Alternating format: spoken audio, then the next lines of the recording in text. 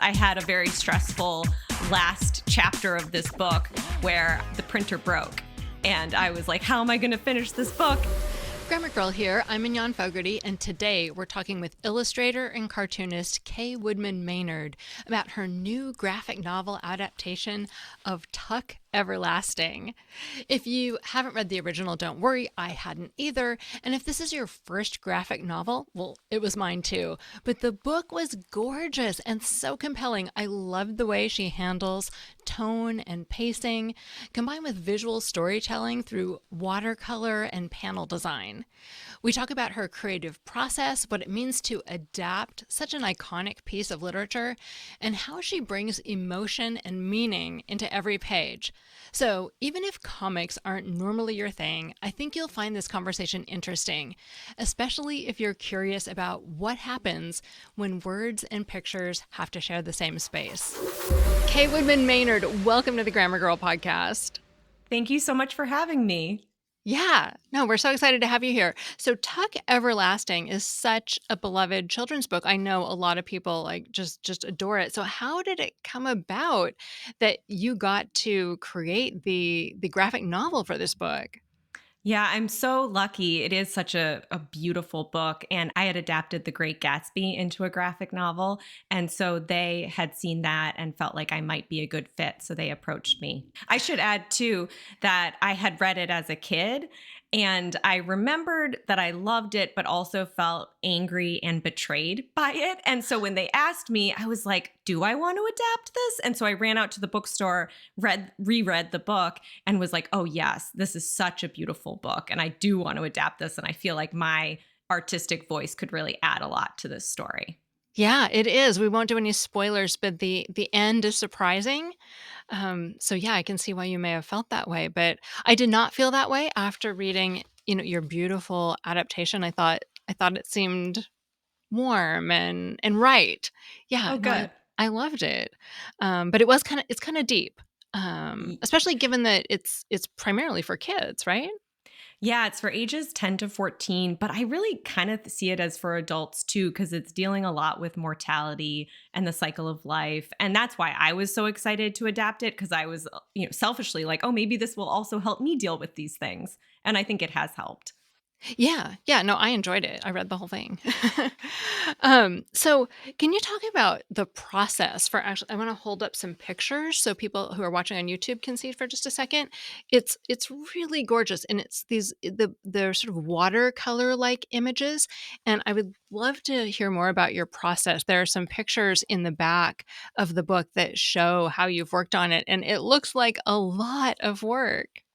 It is so much work, and they are actually watercolored. So I kind of move back and forth between digital and traditional mediums. And I eventually end up printing out my line art onto watercolor paper and then watercoloring it by hand and then scanning it back in and doing some touch-up work. But it's a really involved process. It basically, though, goes from kind of tiny thumbnail drawings of the whole book, kind of a plan of what's going to be on each page. And then I draw those at bigger sizes and I do various iterations until I get to the final one, and then I'll watercolor that. So it's a huge amount of work, but I really love doing it. Yeah, you had a stack of images that must have been a foot and a half tall that you were holding in the picture. I don't think it was quite a foot and a half. It felt like a foot and a half, but I think it's probably like 8 inches or something of the watercolor papers. That was on the day I handed in the book. I held up the stack of the final art, which is a really fun thing about working traditionally. My friends who do digital graphic novels are like, oh, it's hard for people to comprehend how much work is involved. But when they can see it, people kind of understand. Yeah. Do you need a special kind of printer to print on watercolor paper? Yeah, I have an Epson G-Clay fine art printer, and so it can take thick paper. But this was just something I tested for Gatsby, and I had that printer because I had a small Etsy shop where I sold my own art, and I just tested it out, and it happened to be that the ink didn't bleed. And so that's kind of the process I've done going forward. Yeah, that's what surprised me as I was reading about it. I'm like, wow, the ink doesn't bleed when you get it all wet with watercolors. I mean, some printers it does. I had a very stressful last chapter of this book where the printer broke. And I was like, how am I going to finish this book? And I tested out different friends' printers and the ink bled. And then eventually I just bought a new printer. But it was this whole dramatic thing where we were trying to get it fixed. And, it was a whole thing. On deadline. Yeah, no, that sounds stressful. So, as coming from an angle of someone who works more with words, I imagine, I mean, obviously in this adaptation, you could it's mostly pictures. It's gorgeous, beautiful pictures. I'm getting a glare here, but I think people can see. But there are so many fewer words than in the original novel. Like how did you choose which parts of it to use, or which, like, are you rewriting the words to fit into a smaller space, or are you choosing, specific lines that are the most important in the original book? I would say I'm more choosing specific lines and then making adjustments to them, to sometimes like verb tenses, or, if I cut a sentence afterwards, maybe I have to make tweaks to the sentence that I kept. But I try to use as much of the original text as I can. But it is the hard part of adapting, because I love the original text, but at the same time, I also want to prioritize the graphic novel medium. And so I think I try to show as much as I can. So if I can show it with my art, I try not to say it and I try not to repeat it. And there are exceptions of that, because sometimes Natalie Babbitt's words are just so beautiful and I want my art to just say the same thing as the words. But I also use words kind of graphically too, as I'm sure you noticed. Like, so sometimes the narration is wrapped around a tree or is in the water or in the clouds. And that was a way for me to include more narration without feeling like it was weighing down the story. And I felt like it kind of works better with capturing the mood, which is always kind of what I'm focused on when I'm making graphic novels. Yeah, what's an example of a place where you use the illustration to sort of show something instead of putting it in the text? Well, I think there's a lot of things kind of with character. So, I'm not saying a character is angry, I'm just showing it. So that's kind of like the easiest things. But I would say, like, especially with the man in the yellow suit, like a lot of what he is saying in his speech bubbles, it's very courteous and polite. And I should add that this is the antagonist. This is like definitely the villain in the story.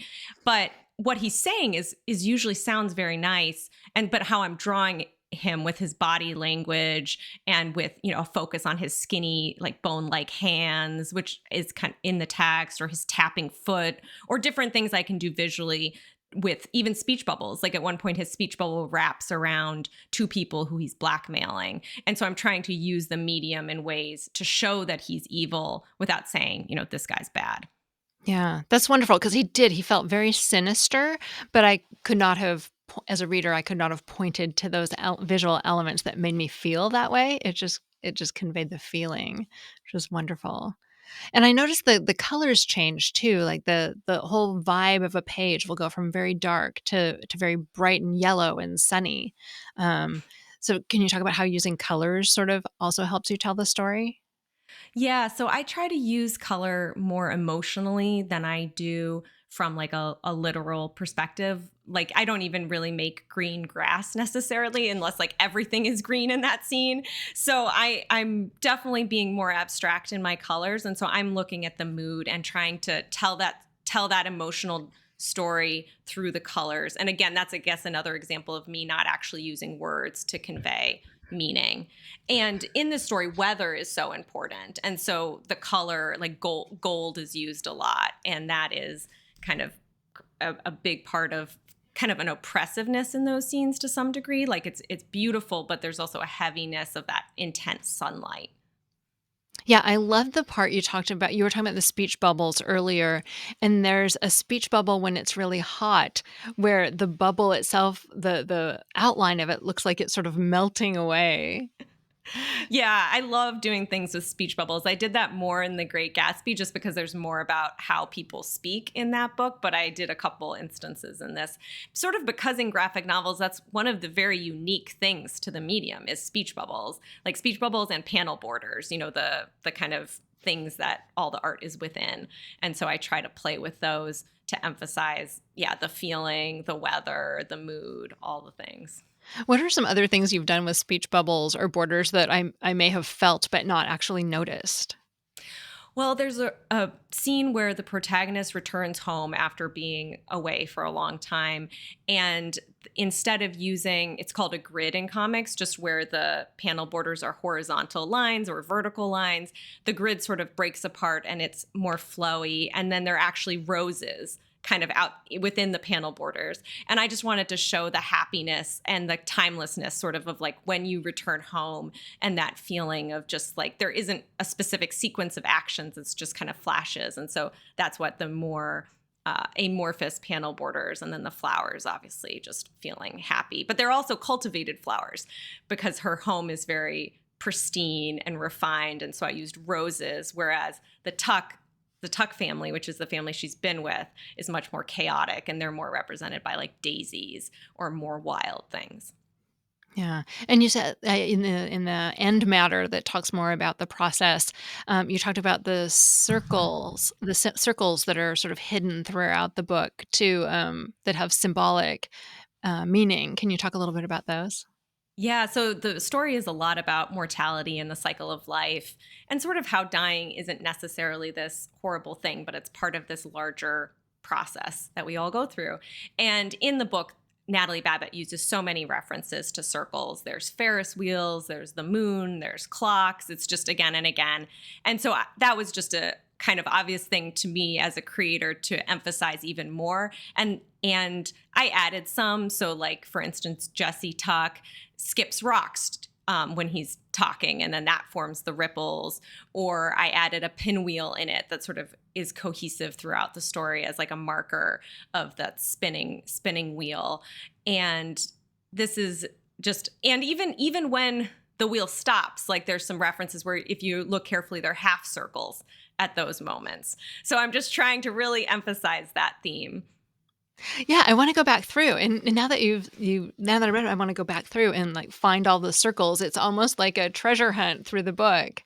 And that's what I was thinking as I was reading it, because I did read it pretty quickly because I was preparing for the interview, but I could imagine, a tween or a teen just lingering on each beautiful page and, seeing the circles or seeing, like, the broken wagon wheel here to the random page that I just opened, and really finding meaning in it. I mean, I guess this is a terrible thought actually, but I can imagine someone like cutting pages out of the book and putting them on their wall, because they're just so gorgeous, and certain pages might be meaningful to people as they find symbolism in them. Yeah, I mean, that's the hope, that people, interact with your book in that way and want to continue interacting with it. Yeah.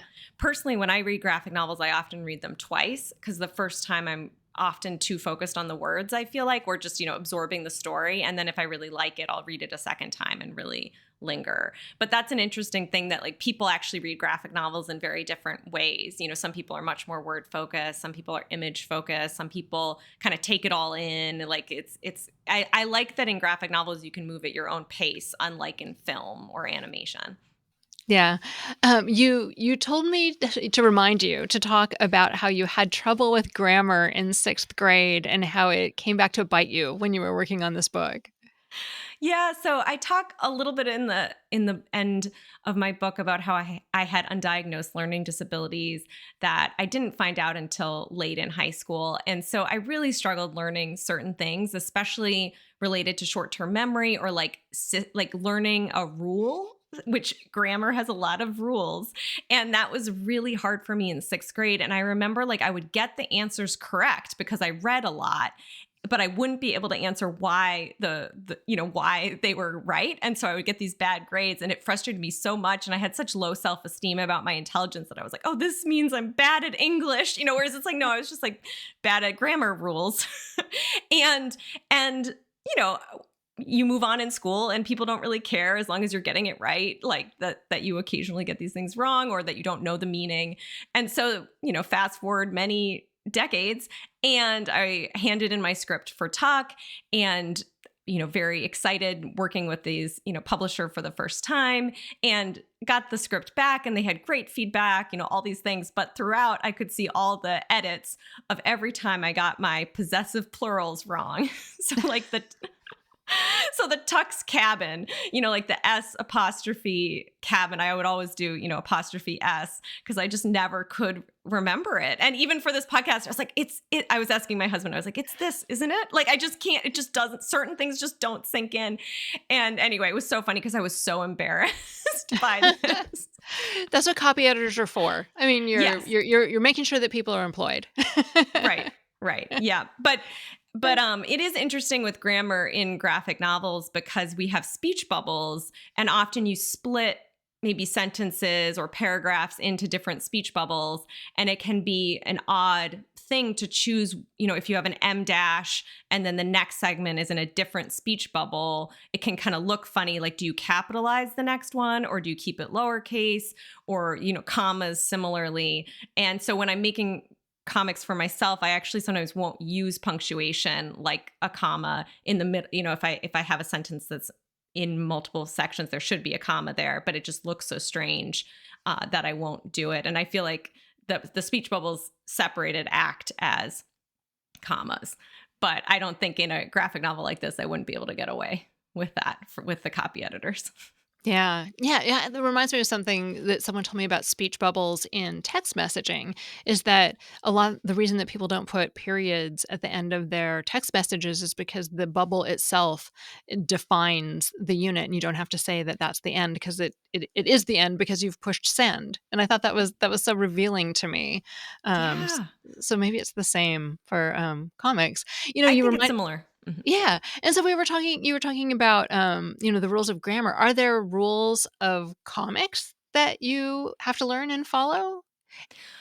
I think one of the biggest things are like reading order, just like how people read across the page. And so if, you read left to right and then top to bottom, and this feels very intuitive, but I work also as a comics coach. So I help creators, improve their comics. And I see beginning creators often just don't put the speech bubbles in the correct place. And so people don't know which order they should be reading the text in. And that can just lead to so much confusion, or just the meaning doesn't come through. So that's one of, I think, the biggest rules. That's really interesting. And then with traditional grammar, often in fiction, people break the rules to achieve a tone or a style or to represent a character. Are there examples like that in comics where there are traditional rules, but then you break them for creative reasons sometimes? Oh, yeah. I mean, I think even in that reading order example, like if you really wanted it to be chaotic, a page where the reader can't, or the protagonist can't figure out where their mind is going, or, what to do next, you could put all the bubbles in different places so that the reader has the same experience as the character, where they don't know either. But yeah, there are a lot of examples with that. And I think with panel borders, it can be exciting. If you're using a very strict, just standard grid throughout your book, and then suddenly you have a page where you completely break it and are doing weird things with it, it's going to have a much bigger impact than if you're doing that throughout the book. Oh, that's very cool. I love that. So you talked about being a comics coach, and you have a whole website where you post about comics called Creating Comics. Let's talk a little bit about that and what you do there.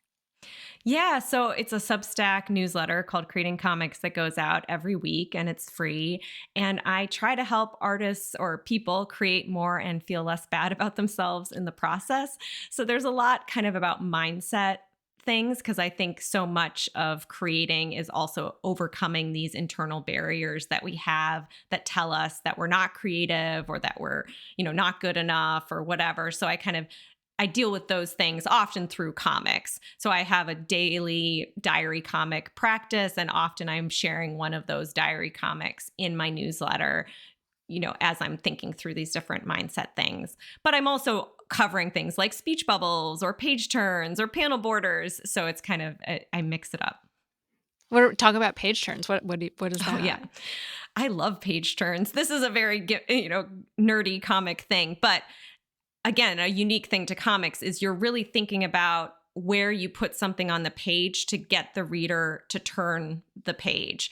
And so you put something that's very, like exciting, or you don't know what's going to happen at the bottom of the now I'm like, which side of the right page, so that you get the reader to turn it. And this sounds really simple, but it's like if you put something really dramatic on the top of the right page, then people will skip over everything that is on the facing page. And so when I'm planning out, like I make this whole kind of blueprint, they're called thumbnails of my book, but I'm thinking always about where the page turn is. So if there's, if somebody gets shot, nobody gets shot in Tuck Everlasting, but if that happened, you would have that happen after the page turn because you want that excitement.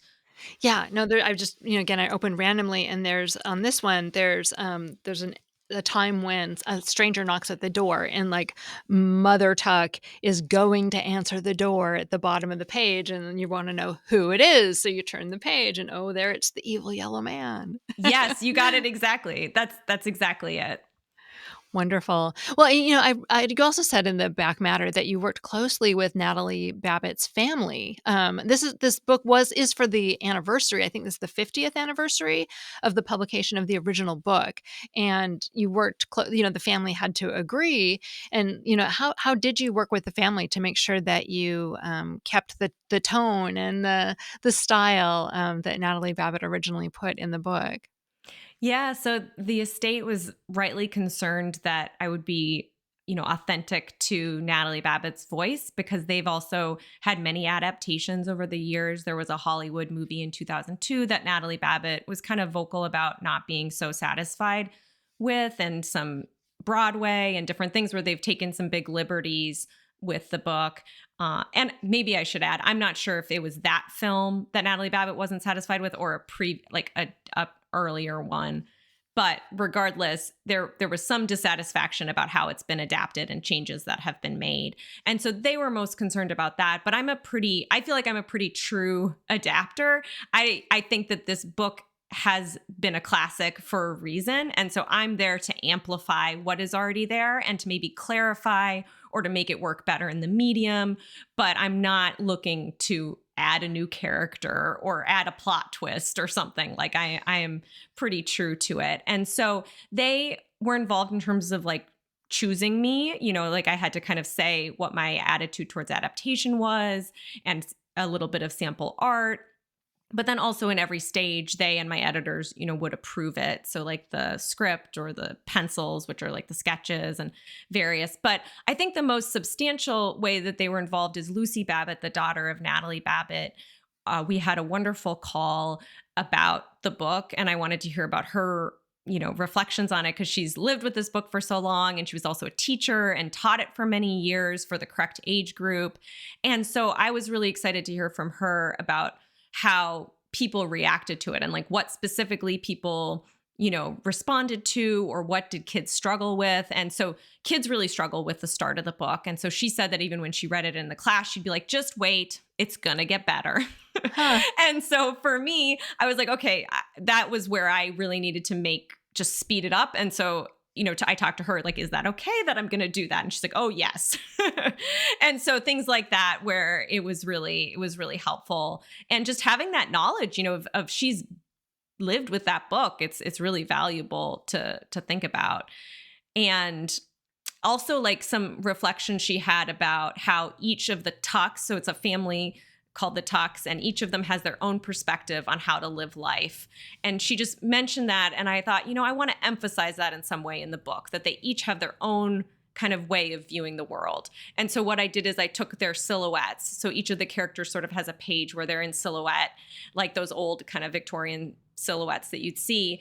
And then behind that is some sort of pattern that reflects who they are, like a quilt or drops of water. And then the text kind of goes around that. And so that's like a way that I can use the graphic novel to emphasize sort of that theme, which, she picked up in the book, but I don't know that necessarily most readers would notice. Yeah. Oh, that's fascinating. Just it's such a gorgeous, compelling, beautiful book. I really enjoyed it. Again, it's called Tuck Everlasting, the graphic novel by Kay Woodman-Maynard, who we just talked with. Kay, thank you so much for being here. Thank you so much for having me. Yeah, where can people find you online? Sure. On Instagram and TikTok, I'm at Woodman Maynard, which is my last name, WoodMaynard. And then on Substack, I'm creating comics. Wonderful. Well, for our Grammar Pelusians, we're going to have a bonus episode where we get Kay's book recommendations, which I just can't wait to hear. So look for that in your feed. For the rest of you, that's all. Thanks for listening.